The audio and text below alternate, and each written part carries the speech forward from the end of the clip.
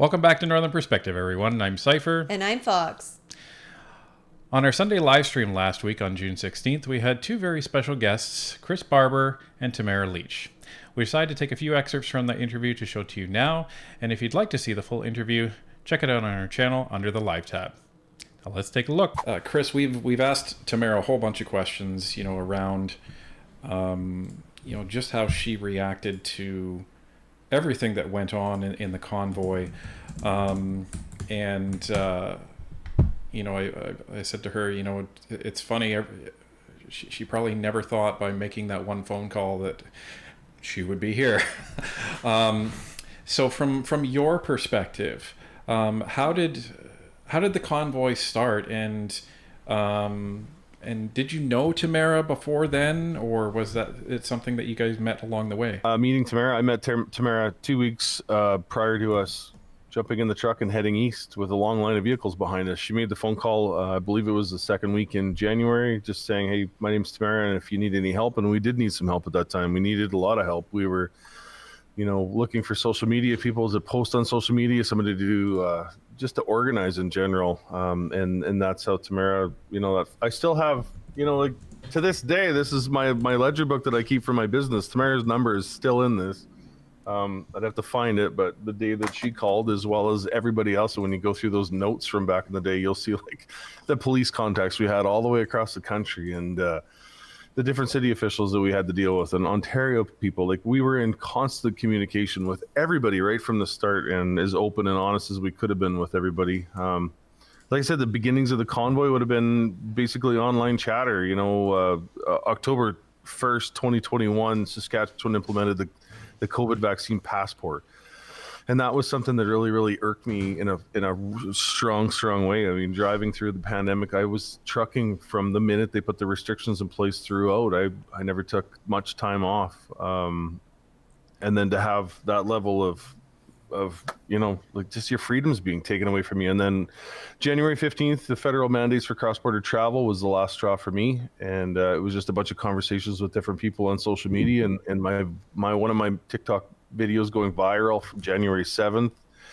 And then finding out that other people were feeling the same way as I was, and it was just born from there. So that's wild, and it's interesting because, we've had this conversation with Tamara as well, in that it seems that whenever any Canadian has decided to stand up, particularly against this government, a lot of them, I know we did, we felt like, maybe we were very isolated from everybody else that maybe was doing that. And what ended up happening is almost like this magnetism between people, and it doesn't matter the distance. It just the cause brings people together, and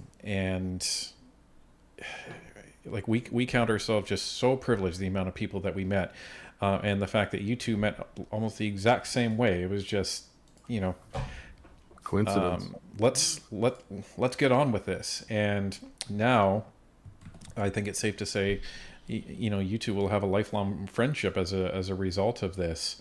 Especially the horrendous injustice that you are navigating right now. It's just, I don't know. I don't even know if there's a word for it, because there's just so many amazing Canadians out there that are just trying to do the right thing. And this is where, we tell our audience, because they're saying, well, what can we do? It feels like I can't really do anything. Tamara probably thought she wasn't really doing anything when she picked up the phone. And how many other thousands of people? I mean, I always say that probably I was the one that grew the most out of this whole experience. If you look at my social media prior to that, I had an audience of truck drivers, and that's what I do, is I truck throughout the provinces and in the United States, and my language was a lot different. I was a little more vocal, and I was a lot of fighting online, and I still like that. Don't get me wrong. I just do it a little bit different now and a lot more politically correct, I guess, when I see a lot of people. But it brought a whole bunch of people. It brought a whole new, perspective in a lot of different people, I guess, and me being one of the ones that gained probably the most from it. So Tamara, what's the what's the most embarrassing thing you know about Chris at this point? Oh boy. Even if it's a story. Honestly, there's nothing. I can't really think of anything. From the moment I called him, I knew we were going to be great friends. I found out that he was from the same part of Saskatchewan that I was from. We were just talking on our way back from the east the other day that I likely served him years ago in my parents' restaurant in Frontier, Saskatchewan, and didn't even know it, Yep. But it is such a small area down there that it's funny that our paths hadn't crossed before. But just talking to him, one of the great things about Chris is that, he showed leadership skills right off the bat. He's always willing to listen to the other side, and he'll take hits and take hits and take hits, but he's still the first person to try and extend an olive branch. And but as far as embarrassing goes, I can't really think of anything. Well, I'm not sure if anyone has seen Tamara's TikTok video that she posted. Was that today or was that the other day? Which one? A few days ago. That was a few days ago. That was a pretty funny one. It was all about climate change and the carbon tax, and I got to say, Chris, you played along quite well. I think that's the best part about us. We feed off of each other like that, and that sarcastic attitude. Yeah, we got a lot of reaction off that. It was fun to do those. Well, and that's the root of comedy, right? There's always the absurdity and a hint of truth in it, right? So, yep. And our mean tweets really click off too. We'll be doing another episode of our mean tweets on our way to BC next week. So, yeah. But they really like those a lot. Yeah, I imagine those are interesting. To say the least, yeah. But it's a good segue into the next question. So, obviously, Tamara has received a lot of attention. Unfortunately, some of it negative, but a lot of it, is positive as well. How have you, Chris, adjusted to that? Or have you? Well, I think it's made me, I've always had thick skin, and I've always been able to take criticism on social media. I've always been very outspoken. I was, and I say that the POEC that I was a troll online. I'm not kidding there. I would, but in a decent way, I would be the one that started the engagement or started the fights with the left or doing that sort of thing, saying triggering things just to make them mad, and then initiate fights on the internet all day long. I don't do that anymore because it's different for me now. I can post, good morning, I love you, Canada, and I get all these people coming at me telling how much they want me to die, or it's and then you spend the rest of the day having fun with that. I have thick skin. People can say whatever they want about me on social media, and I will brush it off and laugh at it. What I have problems with is when they go after my family or my friends, like going after Eva Chipiak and Tamara. Keith has received a lot of disgusting comments, and those are the ones that make me jump up. A few towards my family, those are the ones that get me. That's one. But online is a different thing. In person's a totally different thing. I've never had anyone come up to me yet and tell me face to face that they don't like me. Tamara's, unfortunately, she's had a few times, but I'm still waiting for that moment when I can give somebody a hug because they tell me that they hate me, and I can say, I actually don't hate you. Well, and Tamara, do you find that just because, even though you're you're mighty in spirit but short in stature, people think that when they come up to you, you'll just be this shrinking violet, or and do you think they're surprised when you're not? I think so in some cases, and it was really interesting. This trip that Chris and I and Melissa took out east, because we were helping with some fundraisers for some other people, and you could see in some cases where people would recognize me immediately, and you could see their mouth start to open, and then they'd look behind me and see like 8 foot tall Chris Barber, and their mouths like immediately snapped shut. Sasquatch. So yeah. So, but I mean, But honestly, that yeah, I'm like Chris too. I have thick skin, and I've definitely grown thicker skin throughout all of this. And the love and support that we get on the road when we're out places more than makes up for it. It's like 95% support and love and gratitude, and 5% dirty looks and smarmy comments. Well, and it's like what we always say: people don't necessarily have to agree with the fact that you guys went to Ottawa. They don't have to agree what you were protesting for, but like it or not, people have to agree that you had the right to do it, and that the government had no right to arrest you for this ridiculous case that they were levying against you.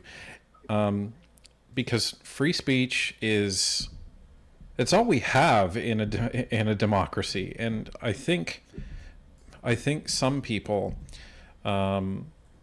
take it for granted, frankly, and they don't know how important that is to a country. And it's like people have forgotten, what freedom even means, because we've been relatively insulated from the rest of the world, I would say, since the Cold War. And it's like nobody's scared of anything happening anymore, and nobody's scared about totalitarian regimes. And even though everything is made in China, everyone thinks that, they're just like us. I know somebody who immigrated to here from China, and he's saying, there's not a lot of freedom back there. And if you say something that the government doesn't like, you can really be penalized for it, and your entire family can be penalized for it. So, the fact that we even have this ability, for the time being, to assemble, to protest, and to voice our disagreement with the government, it's just something that people need to stop taking for granted. And whether you like, I don't agree with a lot of the methods of some of these protesters protesting the Israeli invasion of Palestine, but I agree they have a right to do it. And you may not like the message, but you have to support it. Mm-hmm. So, have either of you come across anyone that you've had conversations with that initially either had preconceptions of you or preconceptions of the convoy and what it meant, and they ended up changing their minds by the end of that conversation? Yeah, Oh, yeah. actually, many times. I've had a lot of people actually on social media that were completely against me and outspoken towards me, and we've actually grown friendships. A number of them actually. One in particular, when we were in trial, we went to Montreal for a concert when we were off on a weekend, and this person reached out to me and said, "I bet you wouldn't have the balls to sit down and have a meal with me." And I said, "Absolutely, I would." My daughter was there for safeguard, of course, and sat and visited for a couple hours and had a beautiful conversation, and friendship arose out of that. So it's doable. You can meet somebody halfway and have a conversation and realize that, maybe you've been lied to, or maybe you've been misled by others. So, Tamara? Absolutely. And I think those are some of the greatest success stories, because a lot of people that were only watching mainstream media or reading the news thought that we were terrorists and insurrectionists and off to Ottawa to rape and pillage. And, it was, and so when I get messages from people that say, I really didn't like what you guys did, I was completely against you, but now, like, I read your book and now I support you, or, more information has come out, or I saw your interview on this, whatever, and it's really changed my mind. And I mean, the reason I think those are the greatest success stories is because we can always find common ground. And we have to do that. We don't all have to like each other. We don't all have to agree. But I think we can always find common ground and a place to grow from. And like Chris's story is brilliant. I mean, kudos to that guy for sitting down with you, Yep. Well, and admitting that his point of view wasn't correct. That is so hard for a lot of people to admit these days. And I don't know if that's a problem of social media or if that's just people in general. Oh, I absolutely think it's a problem with social media. I mean, you're kind of like the center of your own universe, and everything that you post is amazing and special. And what do you mean that's not right? I can't be wrong. I think it's definitely a artifact of social media. Yeah, I guess social media has a way of creating, call it artificial narcissism, where you're not necessarily, born with it or conditioned of it growing up. You end up being almost like a drip by drip conditioning of social media, in terms of the attention that you garner, and you need people feel the need to have that ego fed, and when you're wrong, that's a big blow to that ego. So I agree. The fact that he said you wouldn't have the balls to sit down and have dinner for me, and then you said I absolutely would, and then he said sure, let's go. It was almost like this game of chicken that There's a little tradition there. Like, you wonder, like, what's the level of aggression with some of these people, and would it come down to not what you want to, and then there you get myself in a bit of trouble there. But I just took the chance that things were going to be good, and they were. So, and a friendship was born out of it. So, well, and it's such a travesty of the state of our mainstream media right now, because I don't know what the percentage is of Canadians that rely on that. And the good news is the percentage seems to be going down and down and down, as we see from the CBC numbers every year. But the fact that they are so blatant in their misrepresentation of facts and their search for a narrative rather than the search for the truth, it's deplorable. Yep. And you guys are a little bit older than Fox and I, not by much, but a little bit. Do you remember the days when you used to trust the CBC or any of the other mainstream media? And how long ago was that? I grew up in a household. My parents or my neighbors were on the farm north of Swift Current here. We grew up in a household where we sat down as a family and we had meals together at the table, and the news was on. We watched. In Saskatchewan here, we got the Flintstones from 12 to 12:30 for lunch, and we got CBC News for a half hour at a Regina, and then we would watch CBC News on Sundays, and you would get the Disney channels, the Disney movies would come on, and the Muppet Show and all that sort of stuff, and you watched. That was our only two channels, CBC and CTV.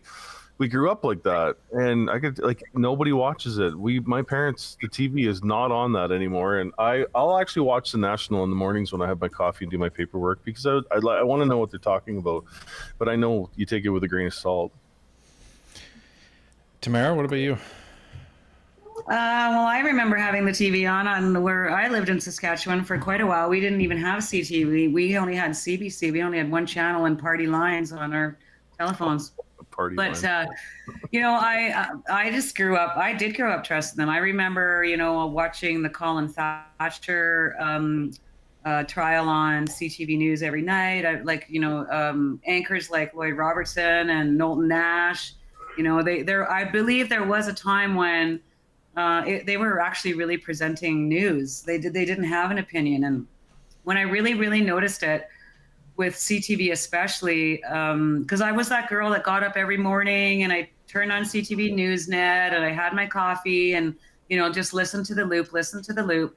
And it was actually what I really perked my ears was the 2016 American election between Hillary Clinton and Donald Trump. And I sat and watched the anchors, how she would talk about Hillary Clinton, and it was all great and smiley face and beautiful descriptors of her, and then she'd start talking about Donald Trump and her face turned smarmy, and she started almost using insulting descriptors of Donald Trump. And that was when I first thought, what is going on here? You don't have to like these people, but that's not your job, and your job is also not for me to see what your opinion is. Your job is to present the facts and let me make up my own mind. And I literally just stopped watching it. Yeah. And I know it started before then, but I mean, that's when it really, really became obvious to me. Well, and that's where, that's where we really gravitate to. It's really mainly one news journalist, and that's Vashi Capellos right now, because she seems to be one of the only people right now that is giving everybody the same treatment, and that's what they should be doing. And I like some of the panels that she runs because she'll have the politicians on and obviously grill them and give them hard questions, but then she will have the panelists that bring their opinion. To your point, the representative of the news station, their job is not to have an opinion. Their job is to represent facts and to moderate discussion between people of different opinions.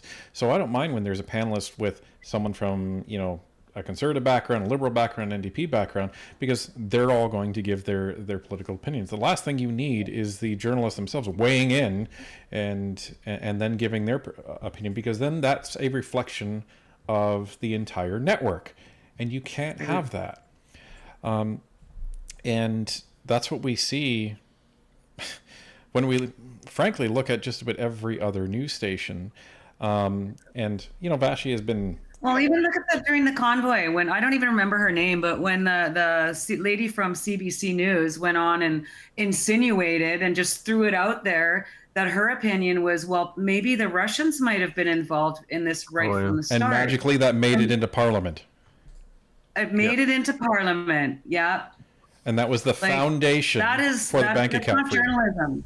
That's not journalism. Yeah, and that was the foundation for them freezing the bank accounts. That was the justification that Friedland used, was that there was foreign money coming in from Russia, and they needed to stop all of it. Like,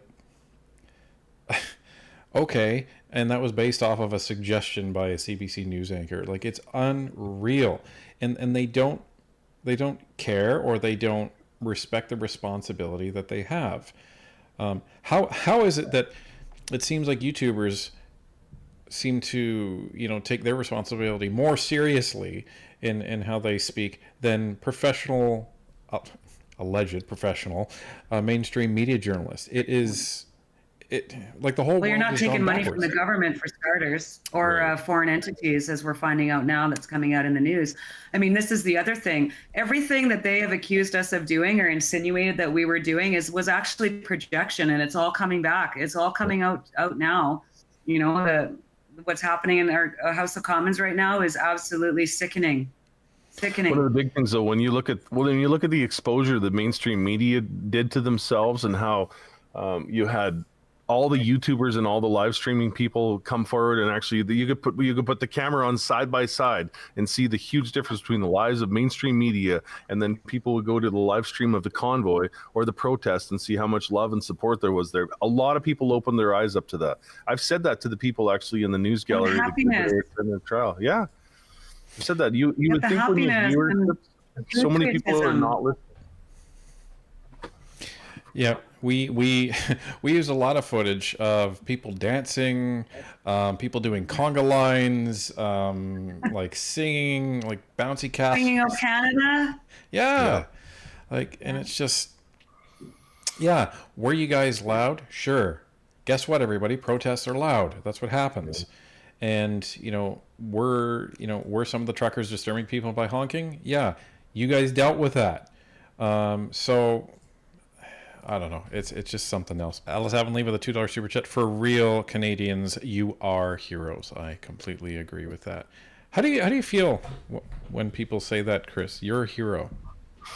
I still have a hard time with that. We on the weekend in Nova Scotia at the event we were at, we had a couple vets show up, and one was very emotional and cried and called us heroes, and I really have a hard time with that, because I'm like, here you are standing on foreign soil with an armed, fighting for our freedom, and you're the one standing here telling me that I'm the hero. I still have a hard time with that, and I guess I probably always will, but I appreciate the support every time I hear it. Getting compliments from the veteran community is probably one of the proudest things that has happened personally. So yeah, and Tamara and us, we had an off-camera conversation a bit about that, and I'm trying to learn from Tamara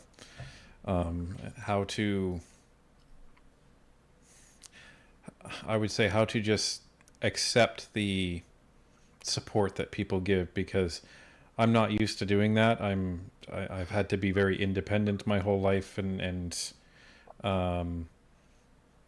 literally scrape and work for everything I have. And so, yeah, when someone offers me something, my immediate reaction is to say, I don't need that.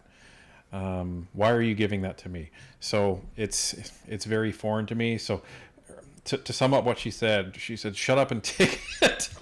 Gracious. Yeah, that's another way. That's another way she said it after I wasn't getting it through my skull. It was just to be gracious. So we just a story about the weekend in Nova Scotia. The guy that we had the fundraiser for, his name is Guy Meister, and he was one of the truckers arrested and charged. He's been to Ottawa 14 times for trial, and he's traveled each time, and the financial expense of just the travel time is got to him. So we had this little fundraiser, and I watched somebody walk up to him and tried to hand him a $50 bill, and he pushed it back at the person like, no. I had to say, Guy, this is your fundraiser. You're supposed to take this. Just the best guy you can possibly imagine. This guy is just so humble, and I mean, just that was hilarious. Dude, you're kind of fighting against the whole point of this. So what did he do? He took the $50 and he went over to the table that he was selling T-shirts on, and he bought 3 T-shirts, and then he gave the T-shirts out. So I guess he still ended up with the $50. So I guess that's okay. So. He's just an awesome guy. Just an awesome guy. Amazing. Yeah. Trish Pruill with a $5 super chat. I get to see Chris and Tamara speak in person at the Reclaiming Canada conference next weekend rather than just on video. So looking forward to that. Amazing. We miss We'll be walking around the audience, so make sure Trish just grabs one of our arms and says, "Hi, I'm Trish. Just make yourself known that we're there, please. Come and say hi." Bubble Avenue with a $13.99 super chat. I think you two are the reason my 3-year-old loves trucks so much. Aww. Watched all the Convoy streams, went to the overpass, and took him and my daughter to Ottawa. Thank you both. Honk honk. Nothing. That gets me to this day when I see videos of the people standing on the side of the highways and sitting in that truck looking out the dirty windshield, and I'm a big guy, and I couldn't keep the tears from back. There was so much emotion in the cab of that truck watching what we seen. Well, I'll never ever forget it. Well, because when you guys started that run, you weren't expecting anything. You were just expecting a drive to Ottawa and to stand up for what you believe in. And to hopefully make a difference. And then to be met by overpass, after overpass, just thousands and thousands of people. Can't imagine what was going through your minds. I remember leaving on January 24th, and I left the farm here. It was 6 o'clock in the morning, and I prayed all the way to Swift Current thinking, please let somebody be there. We were meeting at the co-op card lock in Swift Current, and I thought, just please let somebody be there. And I came up the highway, and it was full. It was full of trucks. And that's when we were heading east or west to go pick up Tamara from Medicine Hat. And man, it was... I think the first moment that we were like, holy crap, Medicine Hat has police control at the intersections to make sure we're here. This is it. That's right. Let's go. Yeah. Did any politician even talk to you at the convoy? Yeah, we had a couple reach out, but we really tried. Tamara's goal right off the bat was to stay nonpartisan. It wasn't about the politicians. They got us into this mess in the first place. So this was about Canadians, and that's why we tried really hard to stay away from the politicians. We wanted a conversation, but we didn't want, endorsements per se. So that's interesting because my MP. Go ahead, Tamara. Sorry, I did talk to my MP. Actually, he was really wonderful. He actually came here when we were still organizing and met with us in Ottawa. Because one of our goals when we got there was to speak with somebody in the House. And so he was behind the scenes trying to facilitate meetings for the convoy organizers to go and meet with the Minister of Transport and a bunch of them, but Marco Mendicino also, and they just flat out said no. Yeah. And then the one time that he Candice Bergen, who was the interim leader of the Conservative Party at that time, reached out to him and he came to see, or no, I think it was on the phone. It was on the phone. And she wanted to meet us at A&W on Spark Street for 10 minutes in 15 minutes. And that didn't sound like a conversation to me. That sounded like a photo op. So we declined. There's nothing. There's no meaningful conversation going to happen in 10 minutes at an A&W on Spark Street. Well, and there's a reason why she was interim. So That's right. Yeah. Yeah. yeah, and that's interesting that. And I think that's the smart position to take is to view this as nonpartisan, because some people would say, oh, none of the Conservatives, would meet with the convoy leaders. Well, putting myself in your shoes, why would you be wanting to talk to the Conservatives? They can't do anything. It's the people you want to talk to are the people that can actually do something, which, to your point, is the ministers. So, it's... And they started reaching out to us right away. I mean, the first politician that called me, then that evening, if Chris remembers, we had a Zoom meeting with the other organizers, and I said, well, we need to take a vote on this because obviously all these people are going to want to come and speak on our platform. And I said, I think we should stay nonpartisan. And remember, I was actually the board member for a federal party at that time. I was sitting as a board member on the Maverick Party at that time. Even I didn't want them getting up and speaking. And so I just felt that was really important that we stayed on our message and we didn't let that happen. And so we had to tell them no. And that's great. If you guys want to get up and speak at the convoy, then you can go pay for a sound system and a stage and have speak wherever you want. Yep. Right. So it was just very important that I felt it was politically neutral. Honestly, it sounds like you guys really executed this properly, as well as you could have. And, something like this with that many people, especially that many people, there's definitely a possibility it could go really bad really quickly. But powder keg was a definition that was used a couple times, but we did our best. Tamara was the one in front of the cameras and trying to organize and keep things straight. I was the guy on the ground running from place to place. If we even smelled a hint of somebody that was upset or something that was going to go wrong, we were in a car riding, and we drove all over the city, trying to get there as quick as we could to deal with the issue. Yeah. And you couldn't do that if all the roads were blocked, just saying. Exactly, right? That's right.